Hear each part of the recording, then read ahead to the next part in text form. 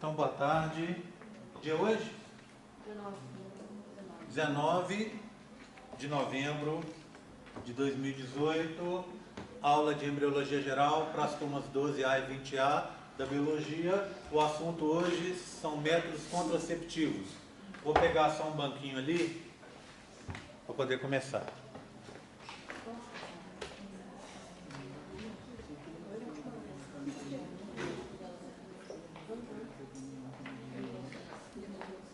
Data da avaliação 3 está ali, ó, né?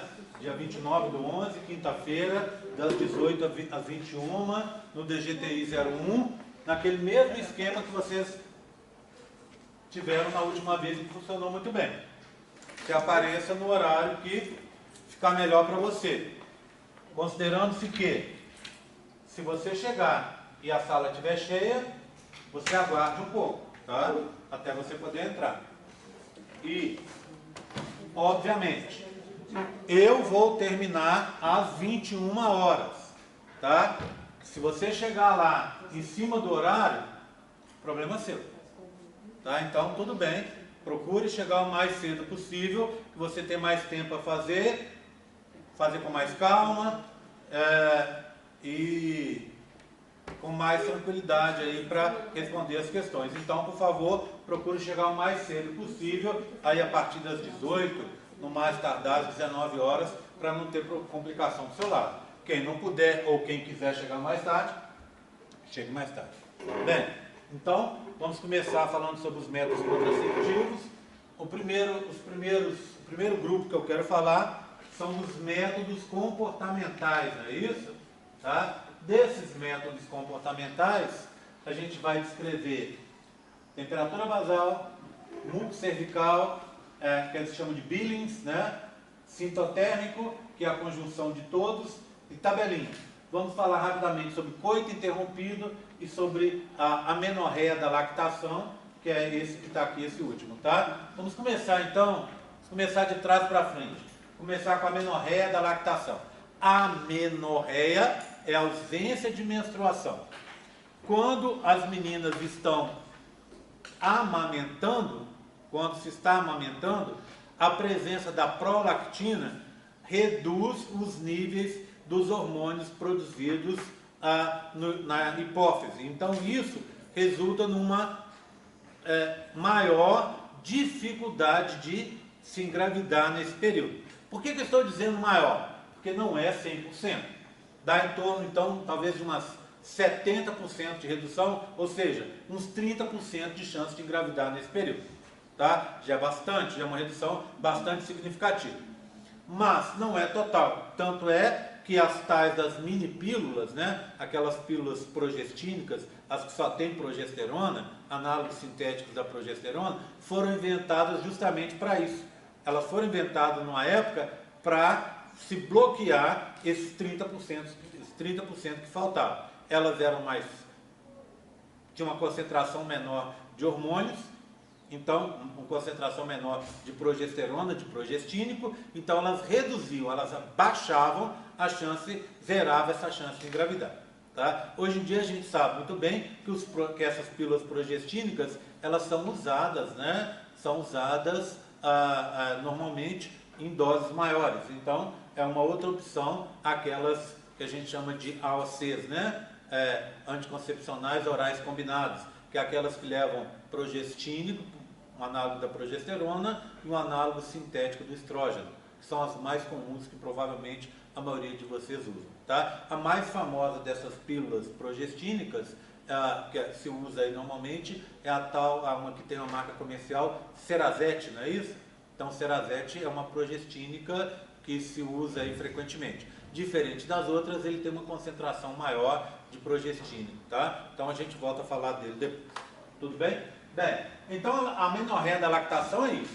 É não engravidar enquanto está naquele período que as mulheres antigamente chamavam de resguardo, né? Mas que se estende durante alguns meses enquanto a mulher estiver amamentando o bebê. Tudo bem? Então esse é o primeiro. O outro, que eu vou falar aqui também, até que tem uma interrogação nele, é o coito interrompido. que é um método que deve ser totalmente abandonado, tá? Se você com seu parceiro faz isso, abandone. Se você conhece alguém que faça, abandone, fala para essa pessoa para abandonar, porque o risco é enorme. Por quê? Porque o ejacular depende do orgasmo, né? E no homem. E esse ejacular, muitas vezes, ele é duas coisas. Ele é difícil de ser previsto. O que acontece? Os meninos sabem bem disso. Quando você vai ejacular, você vai tendo uma vontade que vai não crescendo, aí para. Aí, depois ela começa de novo, vai crescendo, para. E assim vai algumas vezes, até o momento que ela vem de uma vez só, vai direto e você ejacula. Então o que acontece? Às vezes o cara vai, ele está o coito interrompido, vocês sabem o que é, né? Retirar o pênis antes de ejacular, né? E ejacular fora. Então, o cara muitas vezes se engana com isso. E aí, se ele ejacula dentro da vagina, tragédia total. Se ele ejacula na vulva, o problema é enorme, porque um pouco desse sêmen pode cair para dentro da vagina e está feita a confusão, tá? Se ele ejacula fora, apesar dele ejacular fora, existe o problema daquela história que vocês conhecem, que eu já falei aqui, das buburetrais. Então, existem espermatozoides que ficam presos ali nas reentrâncias da uretra, dentro dos ductos das glândulas uretrais, tá? E aí esses espermatozoides são carreados, são levados para dentro da vagina, são lavados pela bulbo uretral um pouco antes da pessoa ejacular, tá? Então, vai jogar espermatozoides para dentro do trato genital feminino e a chance de engravidar existe, tá bom? Bem, e obviamente, o que você visa nos métodos contraceptivos? É não ter chance nenhuma de engravidar. Você não vai fazer um método para que você fale, eu tenho X% de chance de engravidar em cada ciclo. Eu vou ter 30% de chance de engravidar em relação ao que seria o padrão normal. Não, você não quer 30%, você não quer nada, não é verdade? Então você não quer nada. Então um método que representa um risco desse tem que ser abandonado. Então, a menorreia da lactação, coito interrompido, que devido ao elevadíssimo índice de insucesso, índice de falha, não é considerado por muitos autores, inclusive, como um método comportamental. Métodos comportamentais são aqueles que envolvem comportamentos, que envolvem tomada de atitude dos parceiros para evitar a ocorrência da gravidez, tá? Bem, vantagem desses métodos, obviamente, custo zero, tá? Obviamente, envolve um conhecimento maior do corpo feminino e do masculino também, né? Envolve o quê? Uma relação de cumplicidade do casal, tá? Você pode adotar um método desse, mas em consórcio com outro, aí sim, dá mais certo, tá? Mas existe uma possibilidade de você adotar vários desses métodos aqui em conjunto, que é o sintotérmico, que eu vou falar daqui a pouco. Antes de falar dele, vamos começar com a temperatura basal, tá? Deixa eu ver o que eu tenho aqui. Vamos seguir a ordem, tá? Começar com a tabelinha, tá aqui? Ao invés da temperatura basal, a tabelinha. Só relembrando uma coisa que vocês já sabem. Como é que funciona? Ciclo médio feminino de 28 dias. A parte final do ciclo é constante, 14 dias. A parte inicial varia.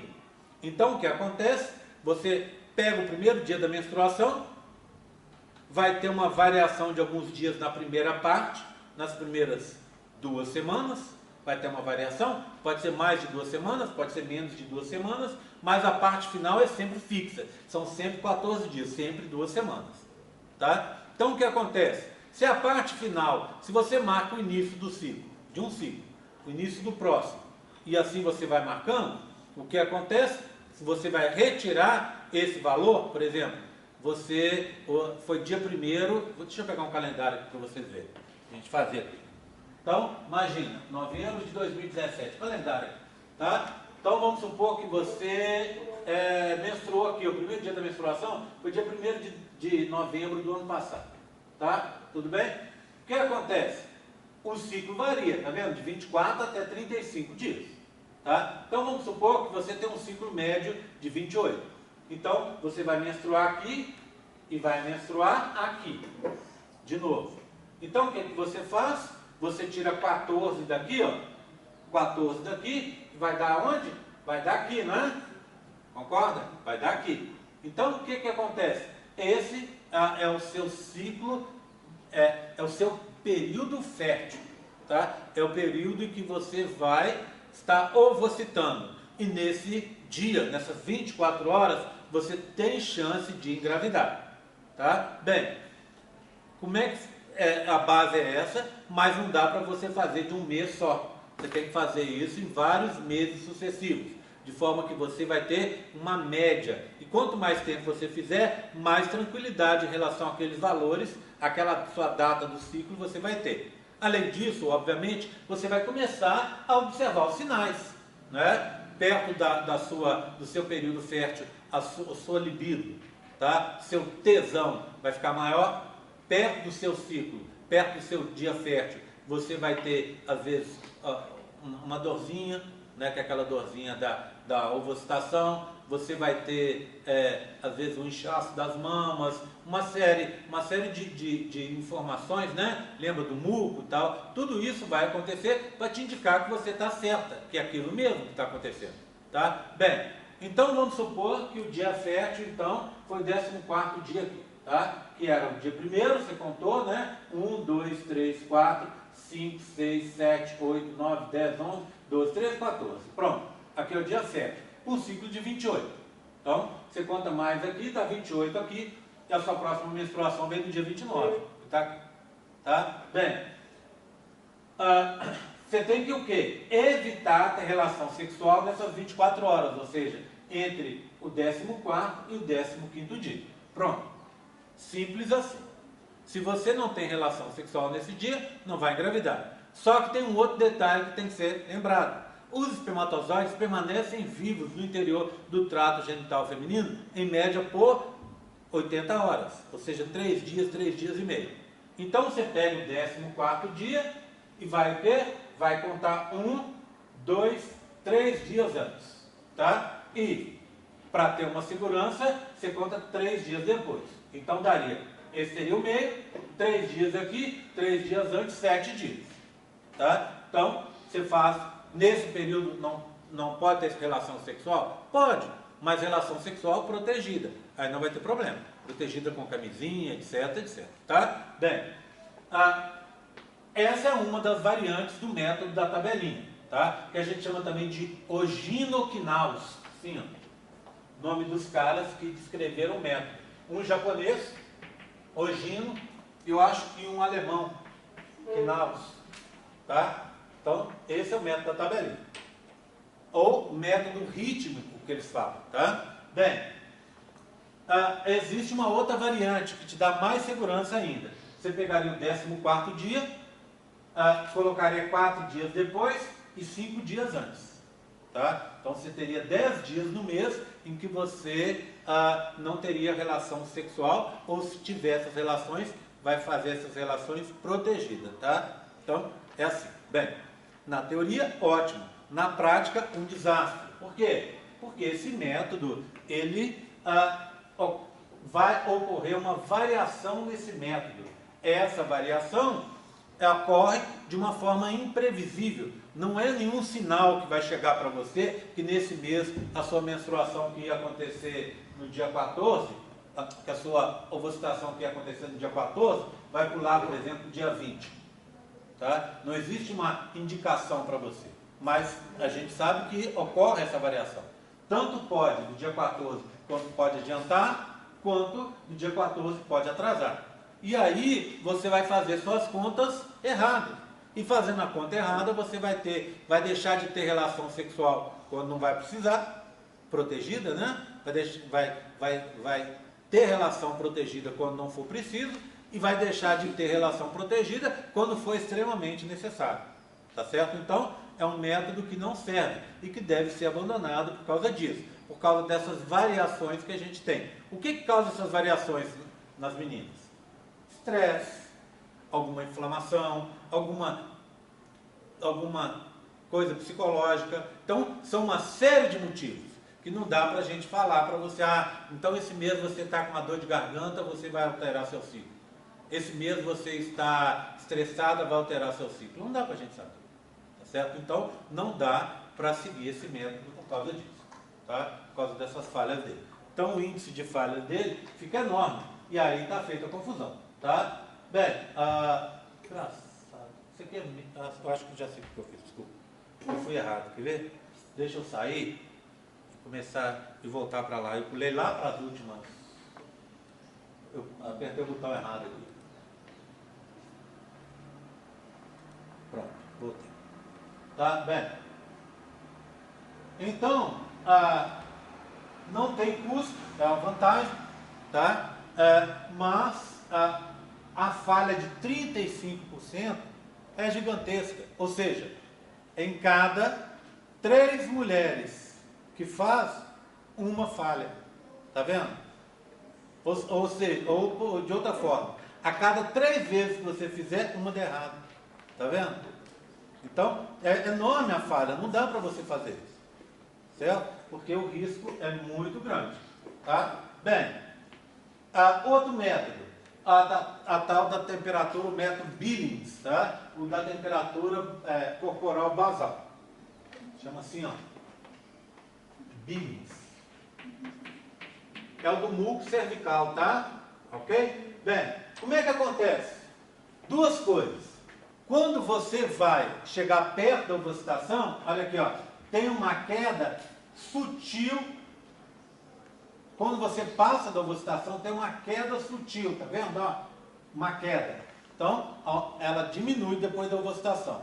E no restante do ciclo, ela vai aumentar, tá? Esse aumento e essa queda é em torno de, no máximo, meio grau, tá? Então, quando você ovocitou, a sua temperatura cai um pouco. Depois, o que acontece? A sua temperatura vai aumentar um pouquinho, no restante do ciclo. Então, 3 dias depois, a temperatura cai. Depois ela aumenta um pouco. Mas a caída e o aumento são muito sutis. 0,3, meio grau, raramente 1 grau. Bem, isso torna extremamente difícil você medir. Porque não existe termômetros aí disponíveis aí no mercado que registre com acuidade, com precisão, essa variação de 0,3. E como os meninos estavam conversando aqui antes da aula, essa variação pode ser dada até às vezes pela temperatura do quarto. Você dormiu de cobertor e tirou aquilo ali, né? Você dormiu com a janela aberta, está um pouco mais frio. Então isso altera isso pode influenciar nessa medida. Tá? E o que você tem que fazer para essa medida? Tem que estar claro para vocês. Bem, essa medida tem que ser feita preferencialmente, tá? Com o termômetro colocado no ânus ou colocado na vagina. Tá? Você não pode levantar da cama, porque aí já altera a temperatura. Então o que acontece? Você tem que estar com tudo montadinho ali. Na hora que você acordou, tá? Se estiver debaixo da coberta já dificulta, se estiver frio já dificulta. Né? Aí você faz a medida e vai fazendo essa medida sempre para você saber, tá? Vamos supor que tudo dê certo, que não teve nenhuma influência da temperatura, você não tem nenhuma febre, você não teve nada que influenciasse, a medida foi correta, etc, etc, etc. Beleza nada, né? Por quê? Porque a alteração da temperatura é após a ovocitação. São 24, um dia a 2 dias, a 1 dia e meio depois da ovulação. Então, o que você está vendo, aquela queda da temperatura sutil, ela ocorre depois que você ovocitou. E aí, se você teve relação sexual ontem e ovocitou hoje, como é que funciona? Já era. Né? Se você teve relação sexual há 3 dias atrás e ovocitou hoje, já era. Então, é uma coisa que dá um resultado após alguma coisa que você tem que evitar. E que aí já não tem como tirar mais, entendeu? Os espermatozoides já estão lá dentro de você, não há o que fazer. Tá? Bem, então não resolve muito não. Tá? Bem,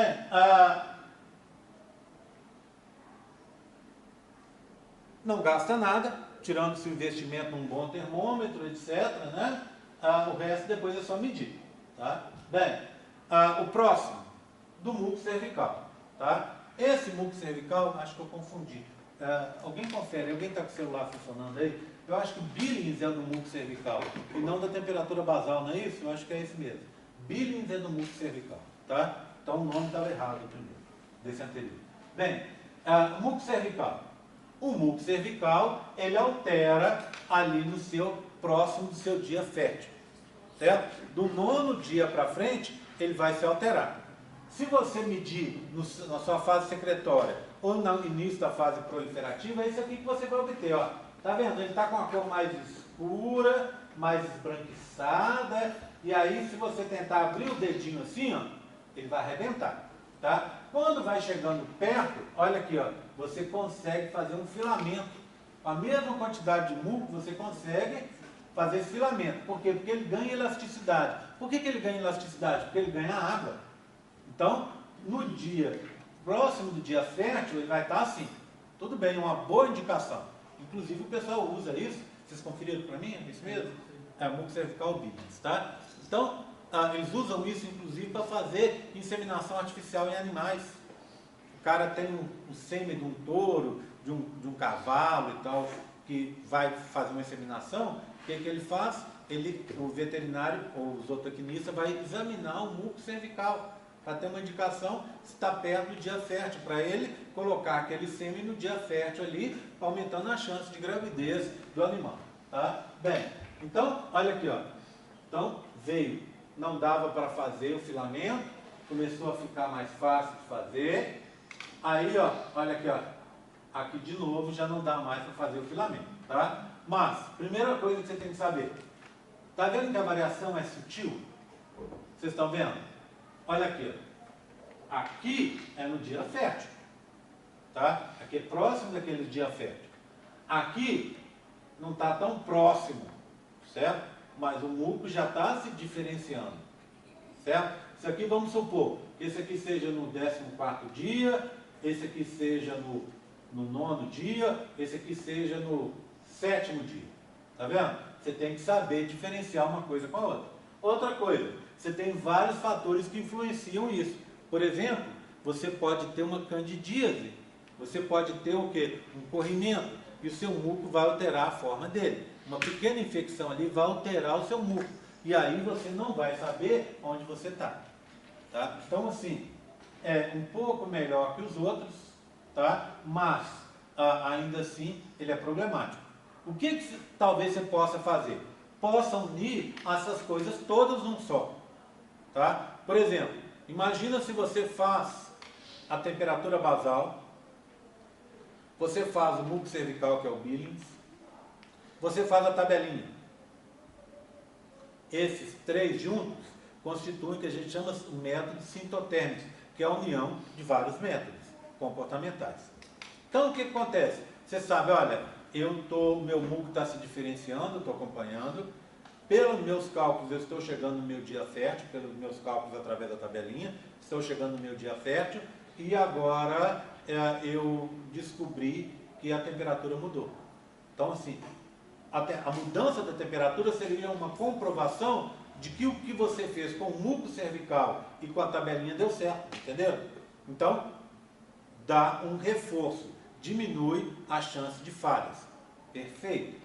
Tá? Ainda assim, a gente está falando de uma porcentagem de alguns % de falha. E, obviamente, a gente não quer falha nenhuma. Não é? Então, assim, ainda assim, é questionável se vale a pena seguir o método sintotérmico, tá bom?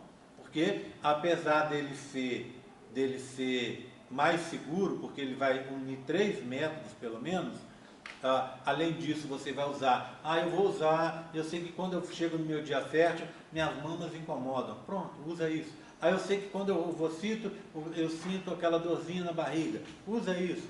Tá? Então usa todas as informações que você tem, junta tudo num pacote e você vai ter esse método comportamental, esse sintotérmico. Tá? Você conhecendo, quanto mais você conhecer o seu organismo, mais fácil, menores as chances de ter falha. Mas existem métodos muito melhores que você não tem que ter essa dor de cabeça, tá? Que são os métodos que a gente vai falar de agora para frente, tá bom? Bem, então, muco cervical, tá aqui, né? O sintotérmico, olha lá, tabelinha, muco e temperatura basal. Coito interrompido, eu já falei dele. Lactação, da menorreia, falei também. Certo? Então, tudo bem com os comportamentais? E aí? Tranquilo? Sim? Bem, falei dos comportamentais, vai dar tempo pelo menos a gente falar dos de barreira, tá? Os de barreira são os mais conhecidos e disparados mais utilizados no Brasil. E devido à importância da camisinha, do preservativo, como forma de bloquear DSTs, que é o único método que bloqueia DSTs, também é um método mais amplamente difundido no mundo. Por quê? Porque ele usa o bloqueio da gravidez indesejada, tá? Ele não vai permitir a entrada desses espermatozoides para dentro do interior do trato genital feminino. E, por outro lado, ele tem a capacidade, é o único que tem, de impedir a ocorrência de DSTs. Tá? Em outros países, métodos contraceptivos, os mais utilizados são os DIUs. O DIU é o mais utilizado de todos, como método contraceptivo. Mas como esse método, o preservativo, a camisinha, o códon, ele impede a DSTs, as pessoas usam em consórcio, ou seja, você usa um DIU para não engravidar e na hora que você tem a relação sexual, você usa uma camisinha para se proteger mais. Tá bom? Bem, os outros são menos conhecidos, né? O diafragma e a esponja, a gente vai conversar sobre eles também. Diferente do preservativo, eles não impedem as DSTs, por isso eles são menos interessantes. Bem, vou começar então com o preservativo. O preservativo mais comum é o preservativo masculino, tá? Então o que você faz? Preservativo masculino, você encontra dele em qualquer farmácia, em qualquer supermercado, você encontra, ele é dado no postinho de saúde, ele é dado em campanhas aí na praça, etc, etc. Então, todo mundo conhece o preservativo masculino, tá? Então, você compra o preservativo, vai lá no supermercado, compra o preservativo, primeira coisa que você vai ter que fazer é olhar a data de validade dele, tudo bem? A data de validade. Se você, menino, tem um pênis muito grande ou um pênis muito pequeno, existe a possibilidade de você comprar de outro tamanho, tá? Aqui a gente tem um tamanho médio, que serve para a maioria das pessoas, mas se você tem um pênis menor ou um pênis maior do que essa média e está sentindo, por exemplo, incomodado ou o preservativo está soltando, você vai na farmácia e compra de um tamanho certo que você precisa. Esses preservativos tem que ter o selo do Inmetro, certo? Então eles são avaliados, certo? Para ver se não tem problema com eles. Então eles são testados, tá? Eles são feitos de uma borracha que a gente chama de látex, certo? Mas a gente encontra preservativos dos mais diversos materiais aí, mas o normal é ele ser feito de látex, tá? Esses preservativos que a gente encontra são diferentes desse preservativo que está na minha mão aqui. Esse preservativo é um tipo especial de preservativo que não é lubrificado. Ele é vendido, esse aqui azulzinho, ó, para pessoas, Microtex, tá vendo? Esse aqui é uma marca deles, ele é vendido para pessoas que têm problema de alergia ao componente do lubrificante. Então aí você poderia comprar esse aqui, tá? Tudo bem? Então, vantagem do preservativo, muito, muito, muito barato, ou até gratuito, tá? o que acontece com o preservativo? O preservativo ele vem enrolado, né? Então, saúde, o que você vai ter que fazer? Você vai pegar esse preservativo, vai abrir o preservativo, evita, obviamente, abrir com algum objeto, ele tem um piquezinho, um local específico para abrir. Você vai abrir nesse local, evita colocar na boca, tesoura, alguma coisa assim, né? Abre muito facilmente. Então você abriu o preservativo, pronto. Ele está esse lubrificado, ó. Você viu a diferença? Desse para esse daqui, ó. Muita diferença, né? Bem, ele já vem numa posição, tá? Tá vendo? Essa posição que está aqui. E aí, essa é a posição para desenrolar. Então você vai empurrar para baixo e ele vai desenrolar. Tudo bem? Vai desenrolando. O que você precisa? De estar com o pênis ereto.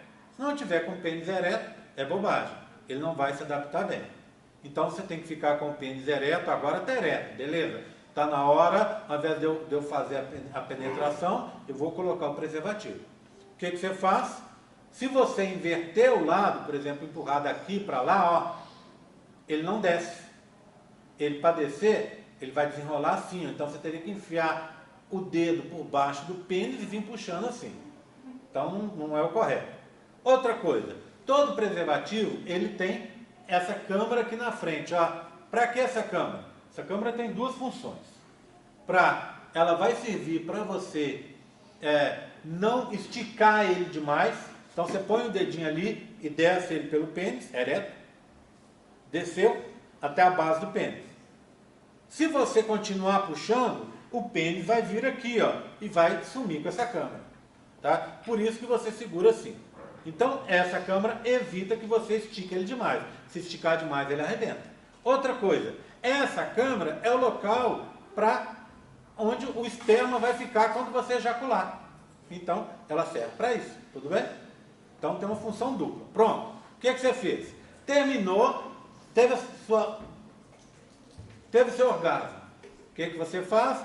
Retira o pênis e desenrola, amarra, joga no lixo. Tudo bem? Seu sêmen vai ficar aqui. Vamos para a segunda rodada? Vamos. Outro preservativo. E assim você vai. Tudo bem? Não reutilize. Por que você não pode reutilizar? Você vai falar, já coloquei, uma situação chata, tem aquela parada ali, na hora que está no bem bom ali, você tem que parar e retirar, e parar o ato para você colocar o preservativo, etc. Tal, né? Ou então você acabou de ter o orgasmo. Vamos para a segunda rodada aí, você tem que tirar o preservativo, colocar de volta, esperar o pênis ereto, etc. Por que você tem que fazer isso? Porque senão o pênis fica flácido, entre um orgasmo e outro ele fica flácido, o preservativo meio que se solta e na hora que você penetrar de novo, ele vai se soltar. Tá? Às vezes acontece dele soltar inclusive dentro da vagina.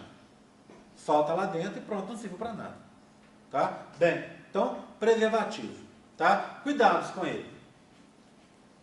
Data de validade, selo do Inmetro, não guarde em local quente, não guarde no sol, não guarde em porta-luva de carro, não guarde dentro da carteira, tá? Dentro da bolsa tudo bem, a bolsa das meninas é maior, cabe lá e tal, né? Normalmente não vai ficar exposto ao sol e tal, então tudo bem. Agora, nesse caso aqui, tomando esses cuidados, funciona muito bem, tá? Então ele vai funcionar a uma taxa de erro baixíssimo. A gente vai ver no final, na próxima aula aqui, se eu terminar essa a gente continua o assunto, para as próximas duas turmas, vocês vão ver que a taxa de erro dele, a taxa de falha dele é baixíssima. Então, é extremamente útil. E é um método que funciona, que se chama de barreira, por quê? Porque ele impede a passagem dos espermatozoides, tudo bem? A chegada, o contato dos espermatozoides com o sistema genital feminino. E evita também DSTs, porque não tem contato entre as duas mucosas. Então ele vai ser essa barreira que vai impedir o contato. A outra possibilidade é esse daqui, ó, o preservativo feminino. Esse preservativo, ele de vez em quando está aí nos postos de saúde, devia estar que nem o masculino, ser sempre disponível, né? Mas se não tiver, você compra na farmácia. Esse que está aqui, ó, ele já está meio ressecado, porque ele está aberto há muito tempo, mas ele é um lubrificado também. Ele é bem maior, tá vendo? Bem maior. E dentro dele, ele tem fundo de saco, né, igual o outro, e dentro dele tem esse halozinho, tá vendo? Esse anel.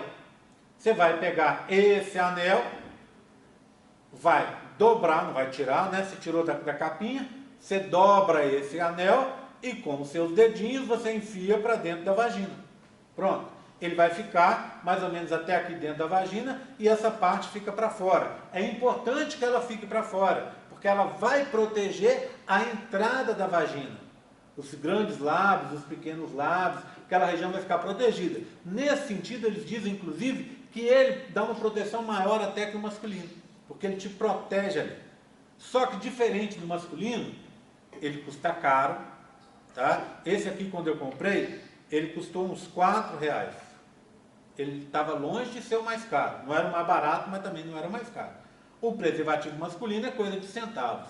Então, assim, é um outro método, tá? Tão bom quanto o anterior, tá? Que tem o mesmo princípio, protege do mesmo jeito. O que você não pode fazer no caso do masculino e do feminino é usar 2 preservativos. Isso aí não pode, tá? Por quê? O atrito de um para o outro pode dar fissuras aqui, romper e acabou. Tá? Então não dá para usar 2. Não existe aquela história que a gente de vez em quando ouve falar aí, de gente que vira e fala, ai, só para me precaver vou colocar 2. Vou colocar 2 preservativos. Tá? Ou a menina coloca o dela, eu coloco o meu. Quer dizer, aí não adianta nada. Porque eles vão se romper e vai ter contato do mesmo jeito. Tá? Bem, toda menina tem que ter isso na bolsa. Tá? Você tem que ter alguns desses aqui na sua bolsa. Guarde aí. Tá? A gente nunca sabe o que a gente está vivendo. De repente surgiu aí alguma coisa e você está afim e pronto. Está ali. Você chegou. Aí eu gosto sempre de usar uma imagem para especificar a situação. Explicitar a situação. Vê bem. Nosso grande problema aqui no Brasil, de novo, é nossa criação. É nosso comportamento machista. Nossos problemas, né? Que nós temos às vezes para fazer algumas coisas que são importantes. Por exemplo, a gente não faz, esse mês é mês de exame de próstata, né? Tem uma campanha aí, as pessoas não fazem e morrem de câncer de próstata, que é um dos maiores, é um dos que mais causa mortes aqui no Brasil. Não deveria causar. Por quê? Porque as pessoas se recusam a ir no urologista e fazer o teste. Tem que fazer para a sua saúde. Né? As pessoas não fazem. Do mesmo jeito, o cara vai ter uma relação sexual, ele se recusa terminantemente a usar a camisinha, o preservativo. Aí o que acontece? Eu falo sempre com as meninas, quando eu dou aula aqui. Você vira e faça assim, ó. Você leva um na bolsa. Na hora que tiver lá nas preliminares, lá, ó, você fala assim, só um minutinho, meu bem. Vira, pega a sua bolsa e vai remexendo nela. Você sabe onde está o preservativo, mas faça de conta que você não sabe. Dá um tempinho para ele. Mexe na bolsa, ele vai te perguntar, o que você está procurando? Ah, o meu preservativo, já achei. Não fala mais nada. Pega o preservativo, dá uma conferida na data da validade, dá uma olhada aqui, e o cara te olhando. Aí você vira, ele vai fazer alguma pergunta, não é possível, né? Ele vai virar e falar assim, ah, você vai usar preservativo? Aí você fala, vou. Ou você prefere usar o seu? É melhor que ele use o dele, porque o dele é mais barato. Tá? É melhor que ele use o dele. Mas é melhor você usar o seu do que não usar nenhum. Tá? Então aí o cara vai ser colocado em 3 opções, ele vai ter. Primeiro, ele vai usar o dele, melhor. Né? Custo 0 para você, você guarda para a próxima. Guarda o seu. Tá? A segunda possibilidade, ele vai falar para você usar o seu. Você usa. Tudo bem? Tá? Vê se aquela transa vale os R$4 e usa. Tá? Tudo bem? A outra possibilidade é ele virar e falar que não, que ele não vai usar o dele e que você não vai usar o seu. Aí você vai usar a seguinte desculpa. Olha no relógio e fala assim, que azar. Acabei de lembrar que eu deixei o feijão no fogo lá em casa. Chama um táxi para mim, já vai juntando suas roupas e está indo embora. Tá? Ele fala, não, eu vou te levar. Tem certeza que você não quer? Não, não quero não. Lembrei do feijão que está lá em casa. Pronto, pega e vai embora. Não tem a relação sexual desprotegida. Tá? Então, o mais interessante do método de barreira é esse. Se você, ele é extremamente eficiente. Se você usar direito, usar é muito simples. Todo menino sabe colocar. As meninas, a maioria das meninas também sabe colocar. Não tem segredo. Tem que estar com o pênis ereto, abrir, ele já vem do lado certo, desce ele, cobre o pênis e vamos brincar. Pronto. Acabou, retira, pronto. Outra vez, mais um. E assim vai. Tá? Bem, o segredo é pegar aqui e o segredo também é não misturar dois, não colocar dois ao mesmo tempo. Fazendo isso, perfeito. DSTs, você está livre delas e, óbvio, está livre de ter uma gravidez indesejada. Tudo bem? Então, preservativo é isso. Daqui a pouco eu falo sobre os outros métodos de barreira. Deixa eu fazer uma chamada para dispensar quem vai ter aula só às 4. Só um segundinho.